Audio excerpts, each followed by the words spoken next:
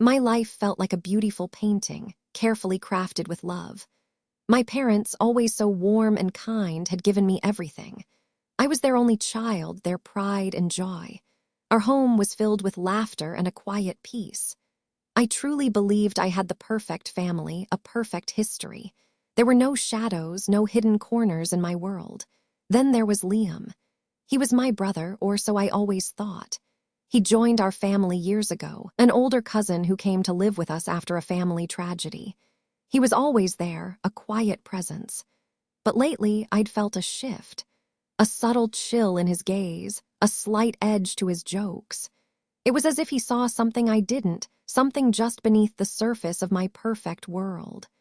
Just last week, during a casual family game night, Liam's true feelings seemed to slip out. I had one, as I often did, and he muttered something under his breath about always being the golden child. It was a small thing, but it stung. My parents quickly changed the subject, their smiles a little too bright. I felt a knot of unease form in my stomach. Why did he always seem to begrudge my happiness? I started noticing little things about my parents.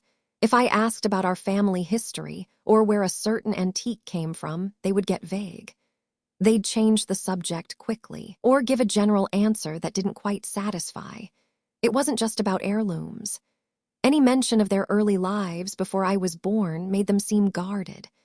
I thought it was just them being private, but a tiny voice in my head wondered why. Liam, of course, picked up on my curiosity.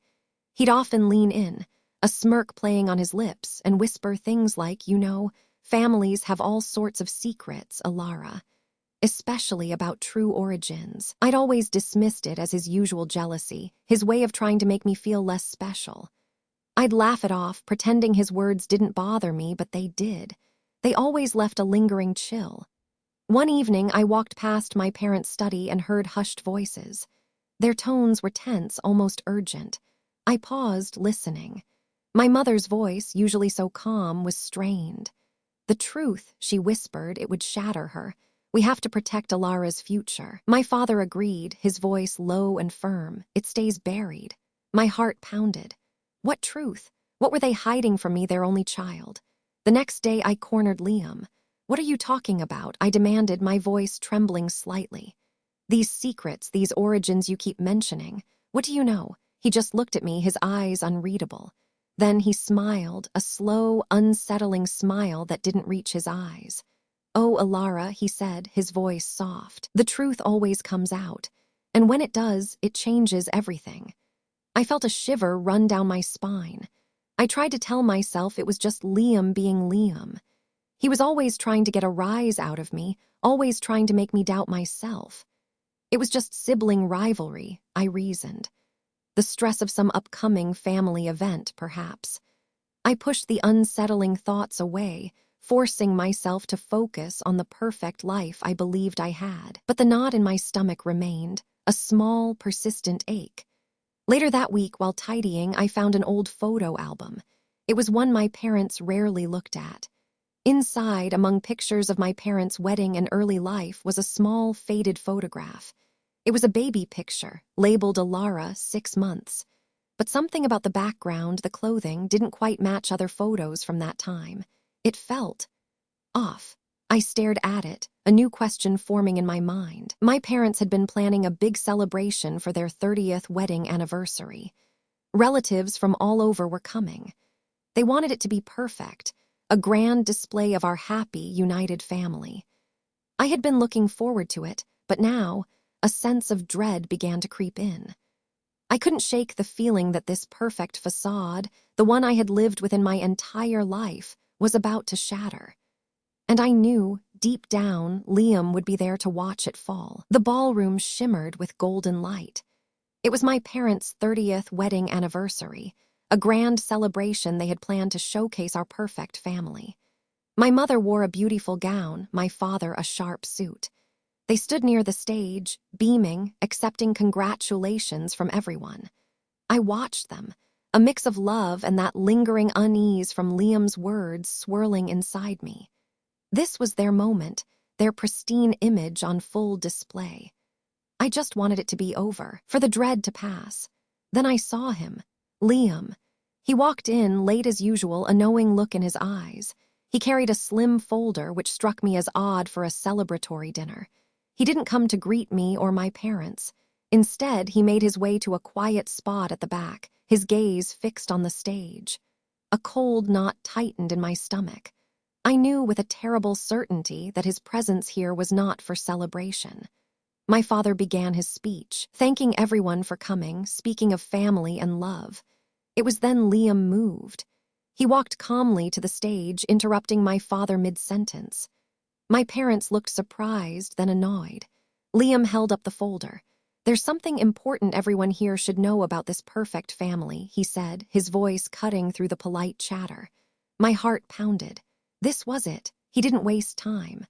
Alara, he announced, is not their biological child. She was adopted. The words hit me like a physical blow. My vision blurred. I swayed, clutching the back of a chair to steady myself. Adopted. My entire life, every memory, every family story flashed before my eyes, twisting into a cruel lie.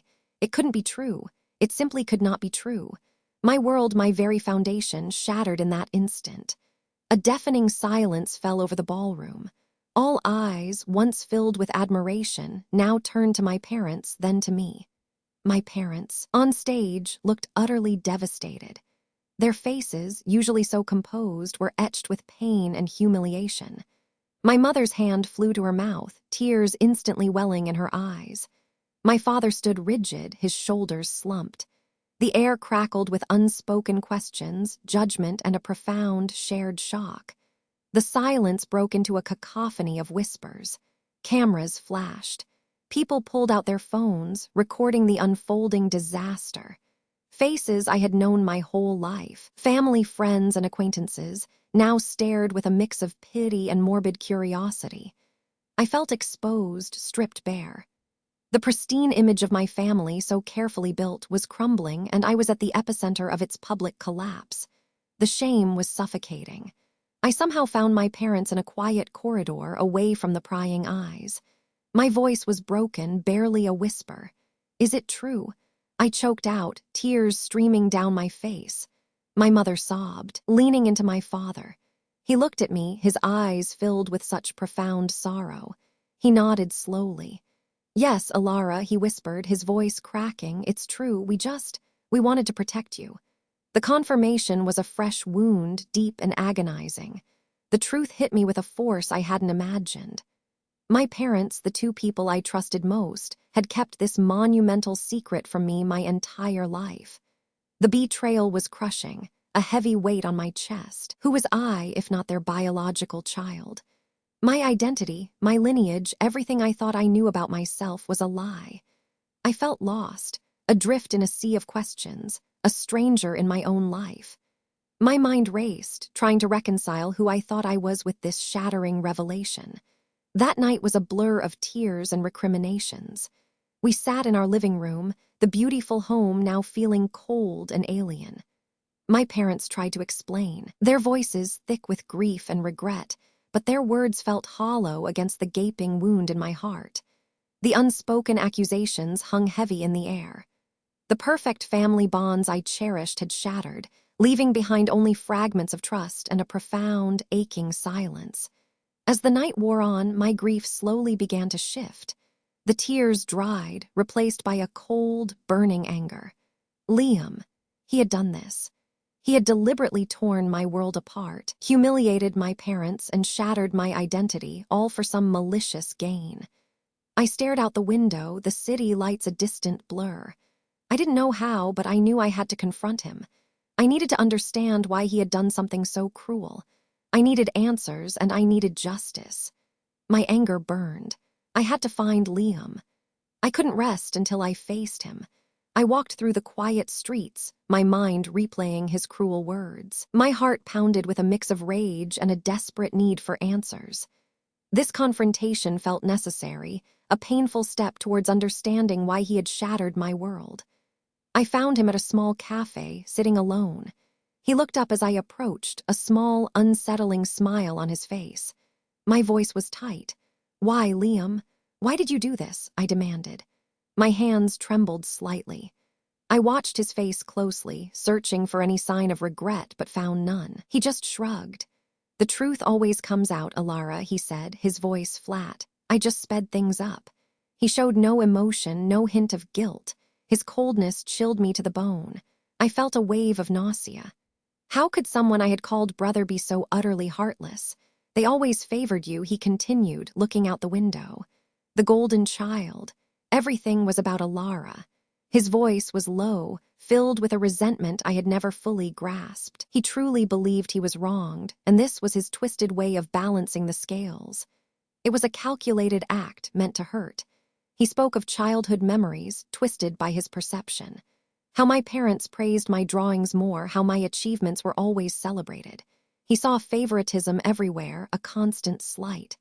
I remembered those moments differently, as normal family life. But in his mind, I had stolen their love, their attention. "You got everything," he spat, turning back to me, the perfect family, the perfect life, while I was just the other one. His words painted a picture of deep, festering jealousy, years of bitterness. It was shocking to hear how much pain he had carried and how he blamed me, not just our parents, for it. Then he tried to twist it. "They lied to you, Alara. They created this mess. I just revealed their secret."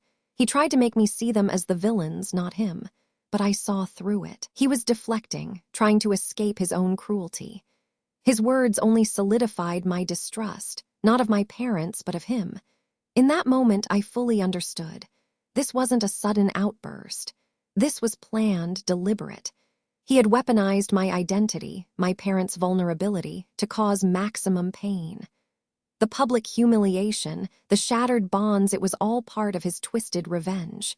My heart ached with the profound cruelty of it all. The person sitting across from me was not my brother.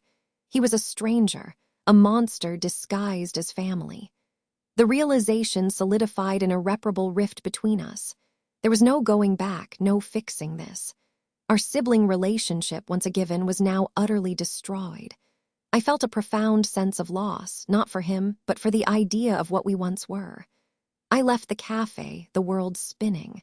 Later, my parents held me, their own faces still etched with pain. They spoke of their love, of how they only wanted to protect me. Their words were a balm, reminding me of the true love that still existed. But a cold resolve settled in my heart. Liam's actions could not go unpunished. I would find a way to seek justice, no matter the cost. The days after Liam's cruel revelation were a blur of tears and raw emotions. But slowly, a desperate need for understanding began to emerge. I sat with my parents, surrounded by old photo albums and dusty documents. My mother, her eyes red from crying, pointed to a faded picture. "This was the day we brought you home," she whispered. My father nodded, his hand resting on her arm. It was hard, looking at these pieces of a life I thought I knew, trying to make sense of the new truth. I felt a deep ache, but also a growing curiosity to piece together my real story. My parents were struggling. The public humiliation had taken a heavy toll. They looked tired, their shoulders slumped. Yet in their quiet moments, they rallied for me. My mother would bring me tea, my father would sit beside me, offering quiet comfort. They weren't perfect, they had kept a secret, but their love for me was undeniable. I saw their pain, and it mirrored my own. We were all broken, but we were breaking together, and that felt like a fragile kind of strength. I knew I couldn't navigate this alone. The weight of the identity crisis, the trauma, the constant dread was too much. I started therapy. It was a difficult step, admitting how truly lost I felt. In the quiet room, with a kind voice guiding me, I began to unravel the tangled threads of my past. It was painful, like picking at a wound, but I knew it was necessary to heal. I needed to understand who I was, now that the old story was gone. Stepping outside felt different. The whispers followed me. I saw the pity in some eyes, the curiosity in others. Friends seemed unsure how to act around me. Some offered hesitant words of support, others avoided my gaze. It was a strange, isolating feeling, navigating a world that now saw me differently. My once private life was now public fodder, and I had to learn to walk through it, pretending not to hear the soft murmurs, pretending not to care about the changed attitudes. Every night, I would sit and write. I started to reconstruct my narrative, carefully separating the lie from the emerging truth. The stories I had always believed, the family anecdotes, now had new layers. It was like putting together a complex puzzle. I tried to understand my parents' reasons, to accept that their choices, though painful, came from a place of love. This was my story now, and I was determined to write it, not as a victim, but as someone finding her true self. The external pressures were immense. The media still buzzed, and Liam's actions continued to sting. But something shifted within our small family unit. My parents and I began to find a new unity. We were in this together. We talked more openly than ever before, sharing our fears and hopes. We were a team, facing the world and Liam's ongoing malice side by side. Our bond, though tested, was becoming stronger, forged in shared pain. I started reaching out quietly. I spoke to distant relatives, old family friends, even former colleagues of Liam's. What I found was a pattern. Stories of his past manipulations, his envy, his destructive behavior. They painted a clear picture of a man who had always sought to undermine others for his own gain. It wasn't just me. Liam had left a trail of hurt and betrayal. This new information solidified my understanding of his malice, making his actions less of a shock and more of a predictable outcome. One evening, as we sat together, my mother reached for my hand. My father covered hers with his. There were no words, just a quiet understanding. In that moment, I felt a profound love, deeper than before. The secret had been painful, but their love for me was unwavering. It was a pivotal moment, a renewal of trust. We had faced the crisis, and our family bond, though changed, was now rooted in an honest, raw love that felt unbreakable. After weeks of feeling lost, a flicker of strength began to ignite within me. I realized I was still standing. I was still breathing. I was still me, even if the definition of me had changed. The devastation was real, but so was my resilience. I had faced the truth, confronted the pain, and I was still moving forward. This wasn't the end. It was a new beginning, a chance to define myself on my own terms. The anger at Liam had not faded, but it had transformed. It was no longer a wild fire, but a cold, steady resolve. He had tried to destroy my life, but he had only made me stronger. I began to really think about what justice looked like. It wasn't about revenge in the heat of the moment, but about a clear, concrete plan. Liam had to be held accountable for his actions. And I, Alara, would be the one to make sure he was. The initial shock had given way to a quiet, burning resolve. My parents and I sat together, the weight of Liam's betrayal still heavy in the air. We needed to act. We have to explore every option, I said, my voice steady despite the tremor in my hands. My parents nodded, their eyes reflecting a shared determination. This wasn't just about me. It was about reclaiming our family's truth and finding justice for the public humiliation they had endured. We were a united front, ready to face whatever came next. The next few weeks were a painstaking blur of collecting evidence. We revisited old news articles, scoured social media for Liam's past posts, and dug through family emails. Each piece of information was a stab to the heart, a reminder of his calculated malice. We found instances of him subtly planting seeds of doubt, of him reveling in the chaos he created. My parents recalled conversations, veiled threats he had made over the years. It was painful to relive, but necessary. Each document, each screenshot, built a clearer picture of his premeditated cruelty. Our first meeting with a lawyer was daunting. The legal process seemed vast and complex, filled with hurdles I hadn't anticipated. The lawyer spoke of defamation, emotional distress, and the challenges of proving malice in a family dispute. It felt overwhelming, like reopening a deeply painful wound, exposing it to the harsh light of legal scrutiny. My mother squeezed my hand under the table, a silent promise of support. I knew this journey would be long and emotionally taxing, but the desire for accountability pushed me forward. Just as we began to feel a sense of control, Liam struck again. A new wave of anonymous social media posts, clearly leaked by him, twisted our narrative, painting us as manipulative and secretive. He even implied I was ungrateful. It was a fresh stab of gaslighting, designed to undermine our credibility and sanity. My parents were visibly shaken, the public whispers starting anew. The constant attacks chipped away at our peace, making me question if we'd ever escape his shadow. His relentless malice felt suffocating. We decided we couldn't let Liam control the story any longer. We needed to reclaim our narrative, to tell our truth directly. It was a difficult decision, fraught with the risk of further public exposure, but it felt essential. My father, usually so private, agreed. My mother helped craft the words carefully, ensuring they conveyed our pain, our love, and our unwavering bond. We hoped a controlled public statement would finally counter the falsehoods and give us a voice amidst the chaos Liam had created. The public statement went out, and the initial response was a mix of continued scrutiny and, surprisingly, support. Messages started coming in, not just from close friends, but from unexpected allies. A distant cousin reached out, sharing stories of Liam's past manipulations. A former colleague of his validated our claims of his destructive nature.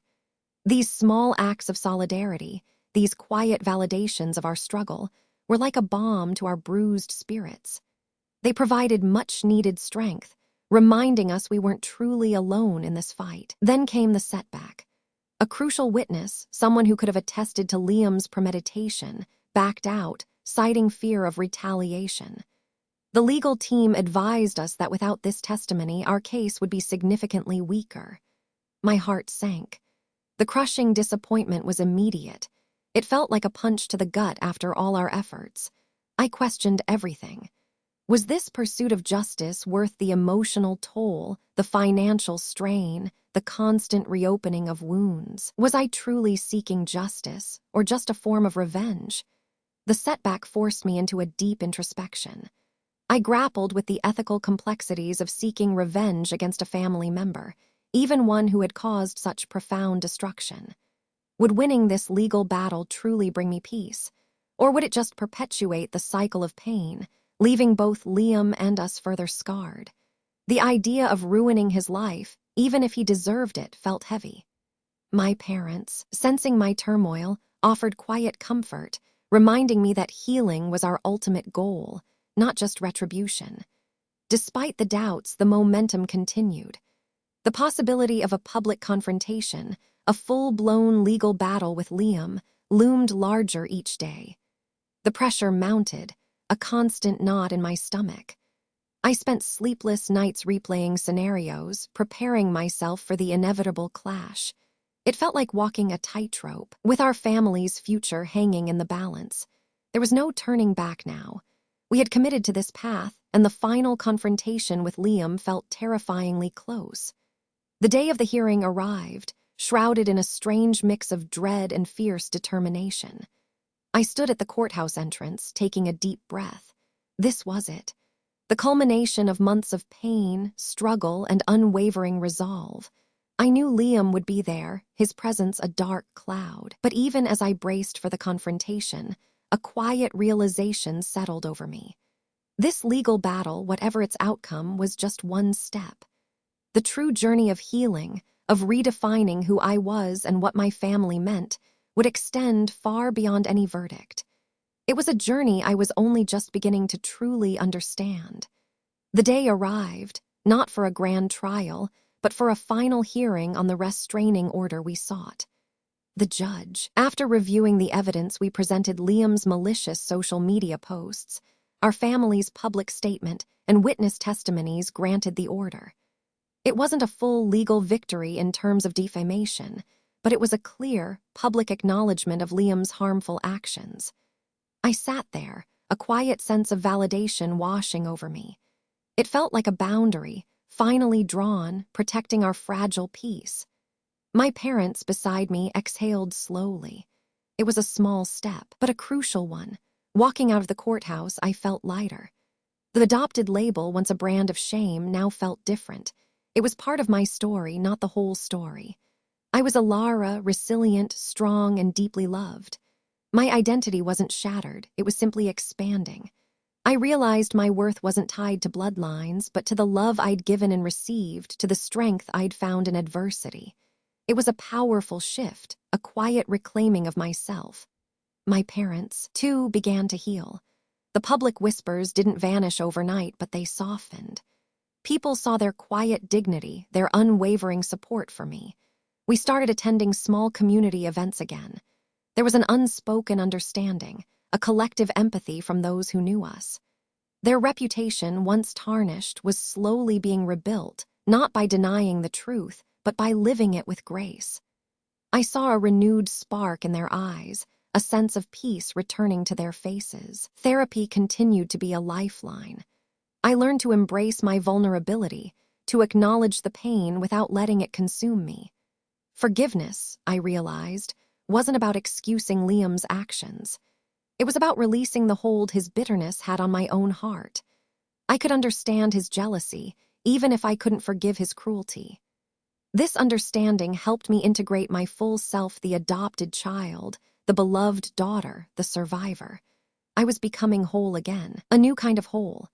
With the restraining order in place, the physical and digital distance from Liam became real. We blocked his numbers, his social media. There was no grand confrontation, no final words, just a quiet, deliberate cutting of ties. It felt like severing a poisoned limb. It was painful, a loss of the brother I thought I had, but it was necessary for my peace. His shadow, once so pervasive, began to shrink, fading into the background of my life. My thoughts sometimes drifted to my biological heritage. Was there a family out there? A story waiting to be told? I researched adoption records, but I didn't pursue it with urgency.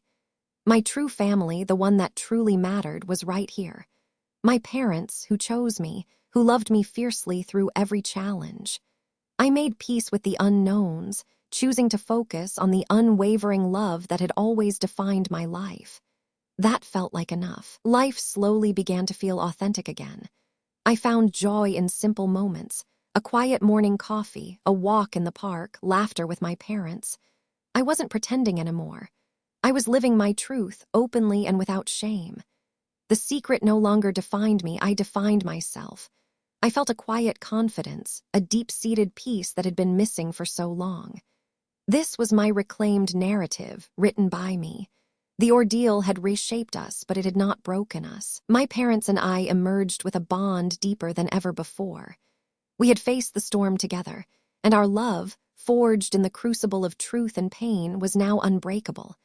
We spoke more openly, shared more deeply. Our family, though forever changed, was stronger, more honest, and filled with a profound, quiet understanding. We were a testament to resilience.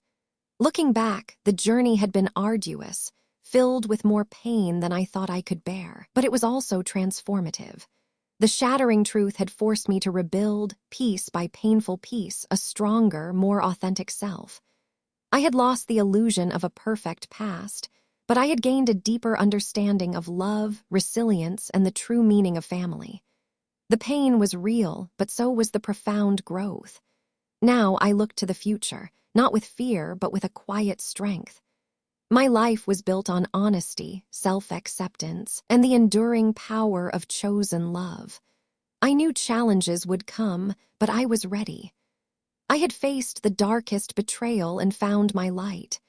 My story was no longer a secret, but a testament to the power of truth, healing, and the unwavering love that binds a family, no matter how it's formed.